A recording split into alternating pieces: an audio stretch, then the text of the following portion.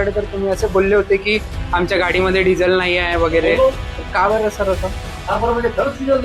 नागपुरातील Pachpaoli police station अंतर्गतला एक video मोठ्या प्रमाणात सोशल मीडियावर व्हायरल होतो आहे. त्या व्हिडिओमध्ये खरं तर एक जे पीडित आहे त्यांच्या कुटुंबियांची फिर्याद मांडण्यासाठी ते पाचपावली पोलीस स्टेशनचे जे पोलीस निरीक्षक आहेत बाबूराव राऊत यांच्या चेंबरमध्ये आले होते. आणि यांच्या चेंबरमध्ये आले असताना त्या ठिकाणी जेव्हा त्या मिसिंगची तक्रार होती. खरं तर एक 21 वर्षीय जी युवती आहे ती बेपत्ता होती तिच्या घरून. त्यामुळे तिची आई आणि भाऊ हे पोलीस स्टेशनला पोहोचले होते तक्रार देण्यासाठी.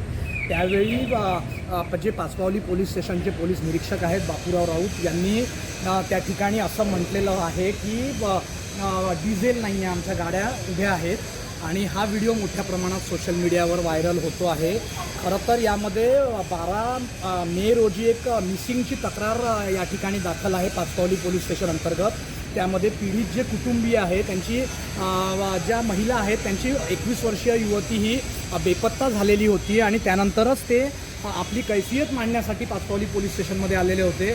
आणि त्यावेळी पाचपावली पोलीस स्थानकाच्या पोलीस निरीक्षकांनी जे वक्तव्य केलं आणि तो व्हिडिओ त्या ठिकाणी एका व्यक्तीने रेकॉर्ड केला. आणि त्यामध्ये पोलीस निरीक्षक बाबूराव राऊत असं म्हणत आहेत की डिझेल नाही आहे आणि आमच्या गाड्यासुद्धा बाहेर उभ्या आहेत. खरं तर या संपूर्ण प्रकरण जे आहे ते अत्यंत खरं तर एका युवतीच्या बेपत्ता होण्यासंदर्भातलं असल्यामुळे संवेदनशील असं प्रकरण आहे.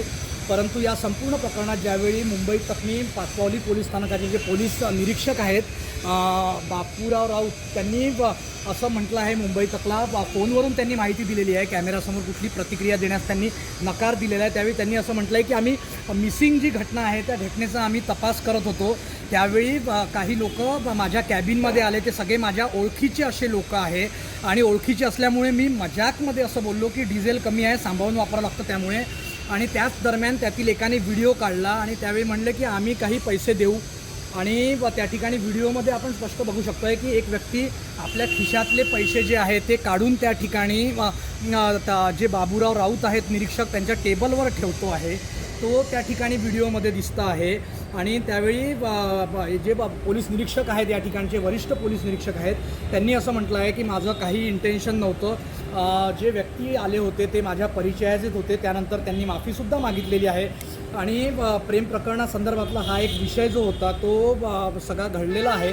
आणि माझ्या नावाने नुसती पावती फाडली गेली, पेट्रोल आणि डिझेल आमच्याकडे पर्याप्त आहे, अशा संदर्भातलं एक वक्तव्य जे आहे ते पाचपावली पोलीस स्थानकाचे जे पोलीस निरीक्षक आहेत बाबूराव राऊत यांनी मुंबई तकला फोनवरून दिलेल्या माहितीमध्ये केलेलं आहे.